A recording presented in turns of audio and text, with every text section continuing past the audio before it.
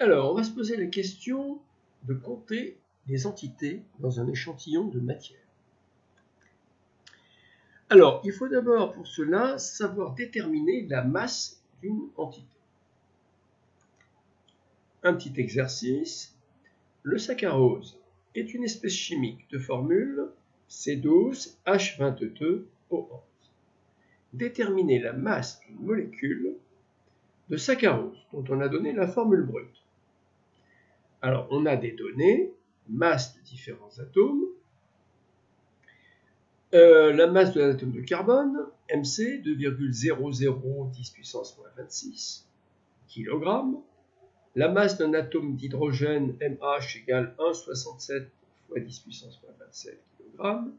Et la masse d'un atome d'oxygène, MO, égale 2,67 10 puissance moins 26 kg. Alors, un élément de réponse.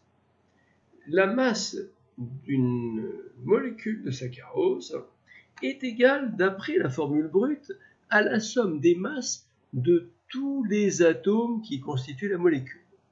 On sait qu'il y a 12 atomes de carbone dans cette molécule, donc c'est 12 multiplié par MC. On sait qu'il y a 22 atomes d'hydrogène, donc c'est plus 22 multiplié par MH. Et on sait qu'il y a 11 atomes d'oxygène, donc on va rajouter 11 multiplié par la masse d'un atome d'oxygène. Voici donc la formule qui va donner la masse d'une molécule de saccharose calculée grâce à la formule brute. Faisons l'application numérique, c'est-à-dire qu'on remplace les masses par leur valeur. Alors, on voit que c'est 12 fois 2,00 fois 10 puissance moins 26 et on rajoute le kilogramme, plus 22 multiplié par 1,67 10 puissance moins 27 kg, plus 11 multiplié par MO, c'est-à-dire 2,67 10 puissance moins 26 kg. Alors, on fait le calcul à la calculette. Et ici, il va falloir arrondir. Alors, comment? Ici, nous sommes dans le cas d'une addition. Il y a même deux additions successives. Donc, ce n'est pas la règle des chiffres significatifs que l'on va appliquer, mais la règle des décimales. Que dit cette règle? Eh bien, que le résultat final comporte un minimum de décimales. Alors, on compte les décimales dans chaque terme. Ici, il y a 2 décimales pour le premier terme, 2 décimales pour le deuxième terme, 2 décimales pour le troisième terme. Au final, on ne va garder que 2 décimales, c'est-à-dire le 7 et le 0. Alors le 0, donc on va mettre une barrière ici, et on va abandonner, on va rayer les 2 autres chiffres qui restent. Alors on regarde si on va arrondir par excès ou par défaut. Donc là, le 4 qui vient juste après le 0 est inférieur à 5. Donc, autrement dit, on va laisser le 0 en l'état, c'est-à-dire qu'on va arrondir par défaut, avec donc 3 chiffres significatifs par défaut. Autrement dit, M saccharose est égal à 5,70 10 moins 25, arrondi, et on dit plutôt à 2 décimales par défaut, puisqu'on utilise la règle des décimales. Alors, que faut-il retenir pour calculer la masse d'une entité? Ça, c'est quelque chose à savoir faire. On calcule la masse d'une entité chimique à l'aide de la formule brute de cette entité. C'est-à-dire que M entité est égale à la somme des masses de tous les atomes qui la composent. Maintenant, ce qu'il faut savoir faire, c'est déterminer le nombre d'entités chimiques dans une masse donnée d'échantillons d'espèces chimiques. Alors, essayons de résoudre un petit exercice. On a pesé une masse petit m échantillon égale 4,0 g d'un échantillon de saccharose en poudre. Déterminer le nombre de grand N d'entités molécules de saccharose contenues dans cet échantillon. Et la donnée, c'est la masse d'une entité molécule de saccharose. M entité, 5,70 10 moins 25 kg, résultat que nous avons trouvé précédemment. un petit élément de réponse. Pour calculer grand N, on va appliquer une règle de proportionnalité. Alors, le premier volet de cette règle de proportionnalité, il faut le formuler. Le voici. Grand N entités molécules de saccharose que l'on cherche, donc avec un point d'interrogation, ont pour masse une masse que l'on va nommer M échantillon. Voilà, M échantillon, ici, c'est 4,0 g. Deuxième volet de la règle de proportionnalité, au lieu d'avoir N entités, on va en prendre une seule. Donc, une entité molécule de saccharose a pour masse, eh bien, la masse d'une entité, évidemment, M entité, qui est égale à 5,70 10-25 kg. On va donc appliquer cette règle de proportionnalité et on obtient donc l'égalité suivante. Grand N entité sur 1 égale petit m masse de l'échantillon, ici, de sucre, divisé par la masse d'une entité, c'est-à-dire d'une molécule de saccharose. Finalement, c'est cette formule qu'il va falloir retenir au final. Alors, on va faire le calcul application numérique. N entité, et on va remplacer petit m échantillon par sa valeur, 4,0 g. Si on garde des grammes au numérateur, il faudra mettre des grammes au dénominateur. Donc M entité est exprimé en kilogrammes, on va donc le convertir en grammes. Donc on va réécrire en dessous 5,70 10-25 en précisant qu'au départ il s'agissait de l'unité kilogramme, multiplié par 10 puissance 3 grammes. Pourquoi? Parce que 1 kg égale 10 puissance 3 grammes. Alors, au final, eh bien, on va avoir deux chiffres significatifs, puisqu'ici on a 4,0 et là 5,70. Donc, il va nous rester, en tenant compte des puissances de 10, sous forme scientifique, par exemple, 7,0 10 puissance 21. Alors, que faut-il donc retenir de ce petit exercice d'application? Que le nombre d'entités, grand N entités, que l'on note grand N entités, de masse petit m entités, contenues dans un échantillon d'espèce chimique de masse qu'on appelle M échantillon, a pour expression grand N entité égale M échantillon sur petit m entité. Les deux masses devant être exprimées avec la même unité de masse. Alors comment faire pour ne pas se tromper et inverser? Par exemple, si on mettait M entité sur M échantillon, on sait très bien que la masse d'une entité est beaucoup plus petite que la masse d'un échantillon. Donc si on avait M entité au numérateur et M échantillon au dénominateur, on aurait quelque chose de tout petit. Donc, ce qui serait contraire à ce que l'on a observé, puisqu'on a vu qu'une entité 7,0 10 puissance 21, c'est quelque chose d'immensément grand. Donc, autrement dit, dans cette formule, c'est M échantillon qui est au numérateur, c'est-à-dire la plus grande masse au numérateur, et la plus petite masse au dénominateur. Alors, on va maintenant introduire la notion de mol, M-O-L-E, qui est un outil pour dénombrer des entités, et introduire alors ce que l'on appelle la quantité de matière. Un petit exercice introductif. Dans une masse de 4,0 g d'un échantillon de saccharose en poudre, un calcul a permis de dénombrer un nombre grand N égale 7,0 10 puissance 21 molécules de saccharose. C'est ce que nous avons trouvé tout à l'heure. Ce nombre est colossal. Écris-le en toutes lettres.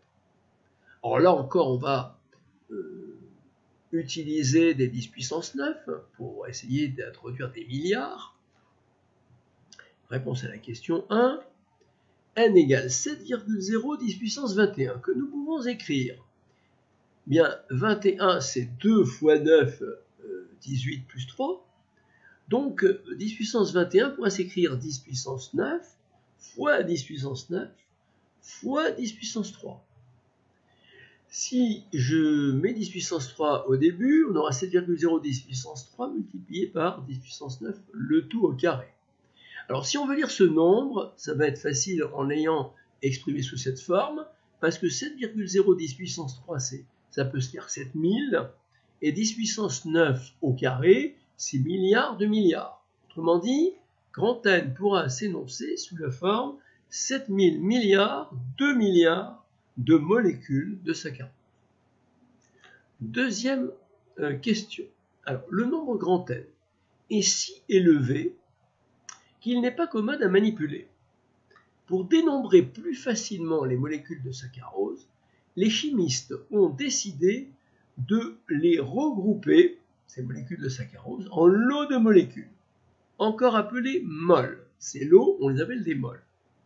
Par convention, un lot ou une mole de molécules contient un nombre conventionnel que les chimistes ont fixé, qu'ils ont appelé Na, et qui vaut 6,02 10 puissance 23 molécules, appelée constante d'Avogadro. Alors Avogadro, c'est un célèbre chimiste italien qui a aussi travaillé dans l'électricité.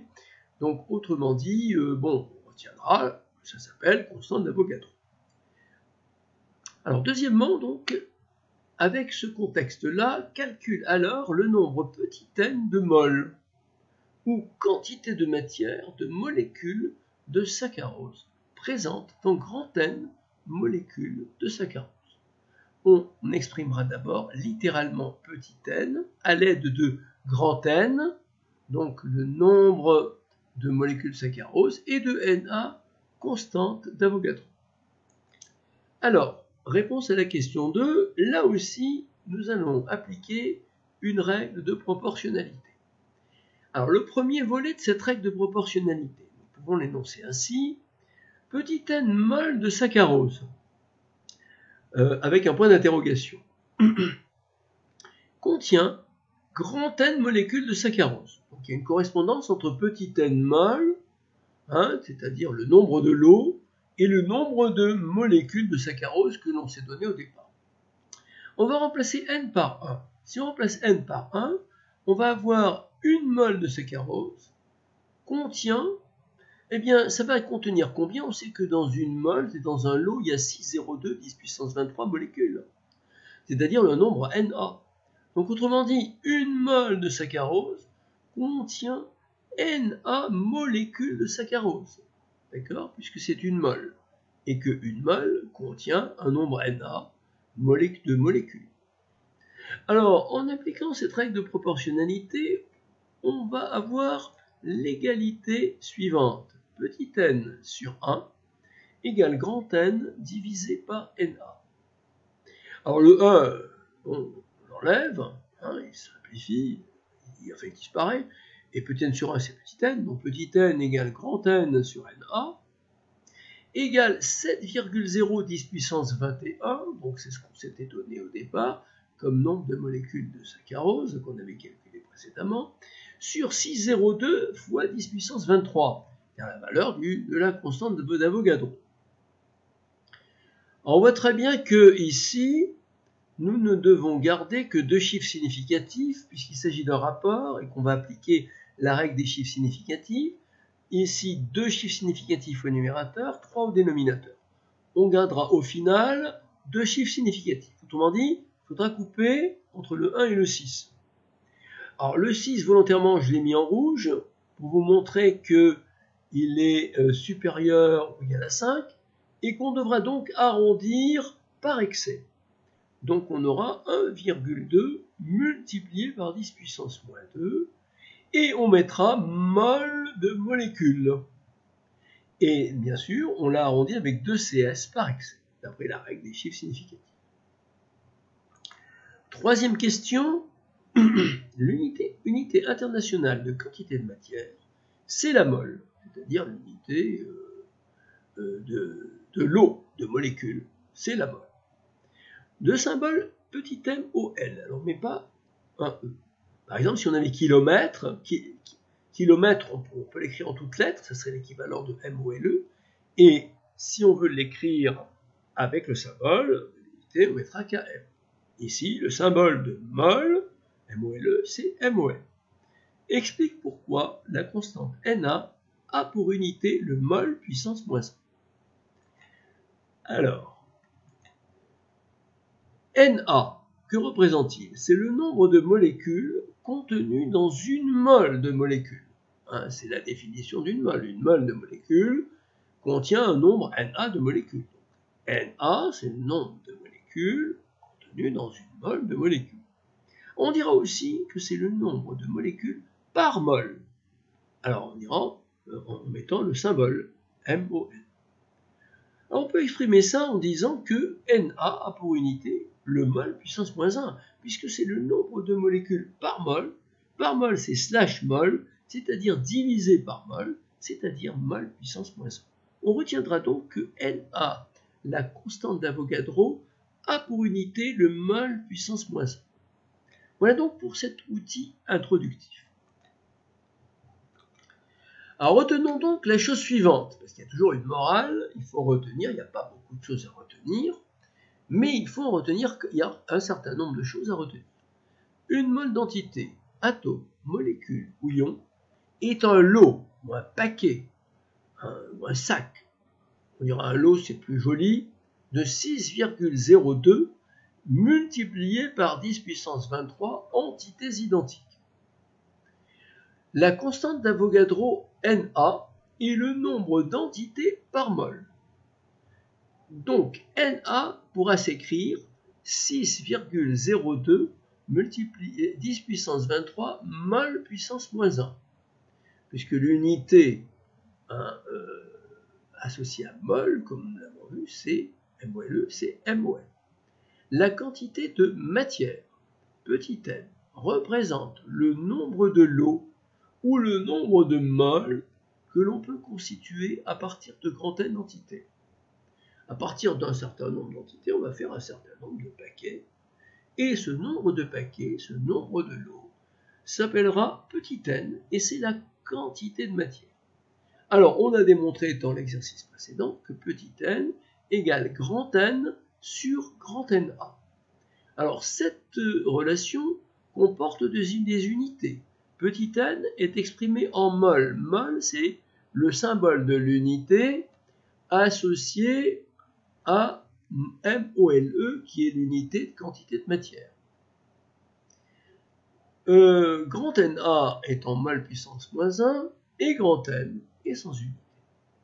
Alors, on voit très bien que cette formule colle d'un point de vue unité, puisque dans le membre de gauche, N est en mol, MOL, et dans le membre de droite, Na est au dénominateur et exprimé en mol puissance moins 1, donc le total N sur Na aura comme unité 1 sur mol puissance moins 1, c'est-à-dire mol également. C'est ainsi que vous pourrez retenir cette formule, parce que ça peut être soit Na sur N ou N sur Na.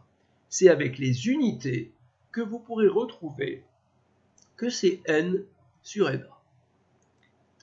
Pour mieux comprendre la notion de mol, une petite analogie entre mol et vie courante. Alors là, vous avez un ensemble d'œufs contenus dans des boîtes d'œufs. Et à droite, vous avez une cuillerée de sucre en poudre qui constitue un ensemble de molécules. Alors, voici une grille que l'on va essayer de remplir. Ici, nous allons nous demander quelle est l'entité dans chacune des situations. Ici, l'entité, eh bien, puisque ici nous allons faire un ensemble de l'entité, c'est un œuf. Au contraire, ici, l'entité, c'est ici, puis dans la situation de droite, nous avons affaire à un ensemble de molécules, donc l'entité sera une molécule. Maintenant, on va se poser la question, le lot. Comment on va le définir pour un ensemble d'œufs? Eh bien ici, nous avons des boîtes qui seront des boîtes de 12 œufs par exemple. Si on a 12 œufs dans chacune des boîtes, eh bien le lot, ça sera une boîte. Voilà, une boîte. Alors on s'en fiche, si c'est 12 œufs, 30 œufs, c'est pas très important, mais le lot, c'est une boîte. Alors quel va être le lot pour le sucre en poudre? Alors le lot de référence, eh bien au lieu d'une boîte, ça va être une mole. Enfin, on va se poser la question, quel est le nombre d'entités par lot? Alors ici, il faudra se poser la question sur le nombre d'œufs par lot. Alors on peut avoir 12 œufs par lot, 12 œufs par boîte, ou 30 œufs par boîte. Ici, on a choisi 12 œufs par boîte. Ici, qu'est-ce que ça va être à droite? Nombre d'entités par lot, donc nombre d'entités par mol. Et on sait très bien que c'est 602, c'est Na égale 602, 10 puissance 23. Donc autrement dit, 602, 10 puissance 23 molécules par mol. Voilà, c'est la définition de la mol. C'est donc un ensemble contenant 602, 10 puissance 23 entités. Donc, voilà le parallèle que l'on peut faire. Ici, à gauche, eh bien, la mol, c'est un ensemble, c'est une boîte de, et à droite, la mol, c'est un ensemble de 602, 10 puissance 23 molécules. Alors, un petit exercice de synthèse. Un chewing-gum à la nicotine. Un médecin conseille à un patient de mâcher des chewing-gums à la nicotine pendant quelque temps pour l'aider à arrêter de fumer. Calcule la quantité de matière de nicotine, petit n, contenue dans un chewing-gum, dont la boîte est photographiée ci-contre. Alors si on regarde, il y a une information importante, ici il y a marqué 2 mg de nicotine, ce qui signifie que dans un chewing-gum, nous avons 2 mg de nicotine. Alors des données qui vont être utilisées, la constante d'Avogadro que l'on a déjà citée, la formule brute de la nicotine qui n'est absolument pas à apprendre par cœur, C10H14N2, la masse d'un atome H, M grand H égale 67, 10 puissance moins 27 kg, la masse d'un atome C, 20,0, 10 puissance moins 27 kg, et la masse d'un atome N, 23,4, 10 puissance moins 27 kg. Donc, il faut calculer la quantité de matière. On va effectuer le calcul en 3 étapes. Quelle est donc la démarche? Quelles sont donc les étapes du calcul et la réalisation? Alors, calcul de la masse petit m d'une molécule de nicotine. Tout d'abord, c'est la première chose qu'on va faire. On va suivre un peu le plan de ce qu'on a dit tout à l'heure. Alors, calculons la masse d'une molécule de nicotine. Alors, on voit très bien que là, on doit faire la somme des masses de tous les atomes que contient la nicotine et la molécule de nicotine. En s'aidant de la formule brute, on voit qu'il y a 10 atomes de carbone, donc 10 fois la masse d'un atome de carbone, plus 14 fois la masse d'un atome d'hydrogène, plus 2 fois la masse d'un atome d'azote. Une application numérique, on va remplacer les masses par leur valeur. Donc 10 multiplié par 20,0, 10 puissance moins 27, plus 14 multiplié par 1,67, 10 puissance moins 27, plus 2 fois 23,4, 10 puissance moins 27 kg. On n'oublie pas les unités. Alors ici, on voit très bien qu'on a un facteur commun, c'est 10 puissance moins 27. On va le mettre donc en facteur, et en facteur, on obtiendra donc 10 multiplié par 20,0, plus 14 multiplié par 1,67, plus 2 multiplié par 23,4. Alors, tout calcul fait, on va trouver 270,18 fois 10 puissance moins 27. Ici, il va falloir arrondir.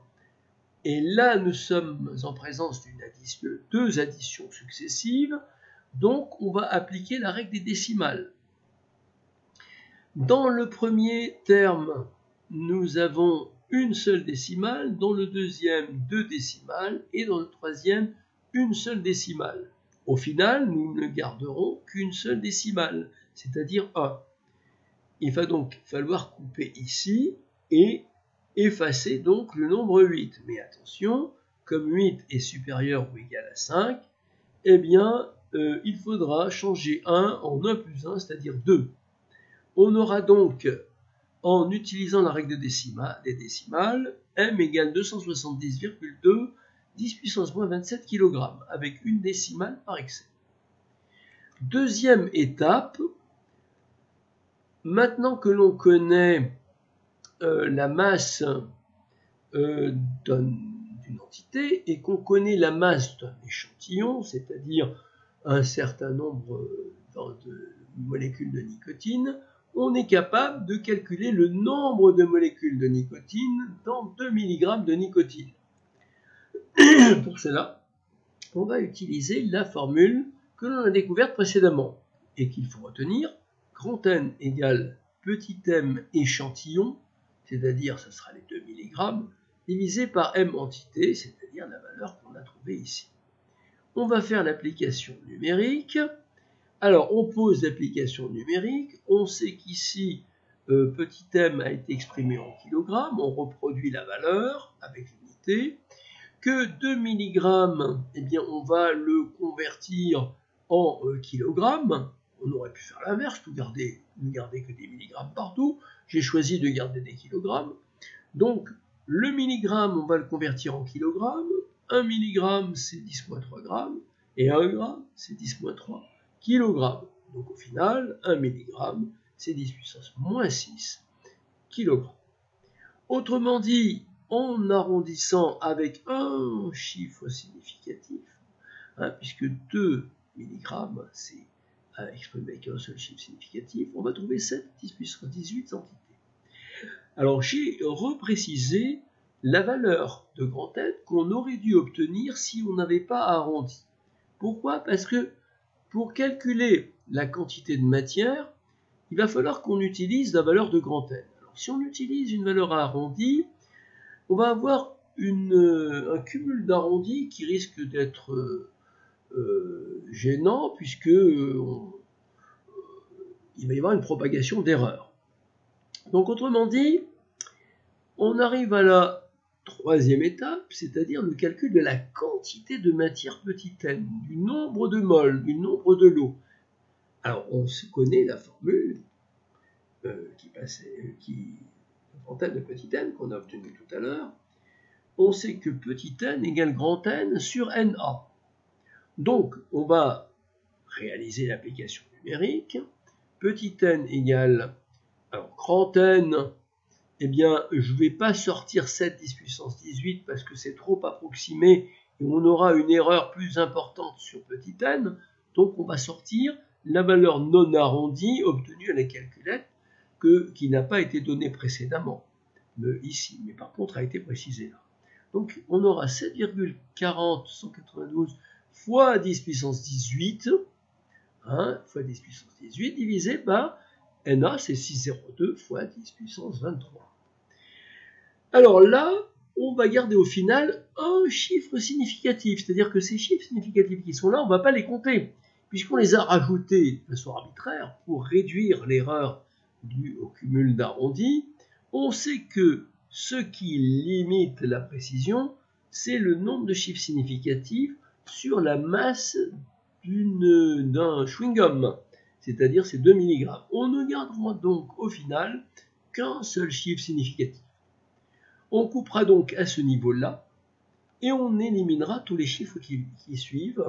Comme 2 ici en rouge est strictement inférieur à 5, eh bien on arrondira par défaut. Et finalement, le nombre de moles ou la quantité de matière contenue dans 2 mg de nicotine, ça sera 1 10 puissance moins 5 moles.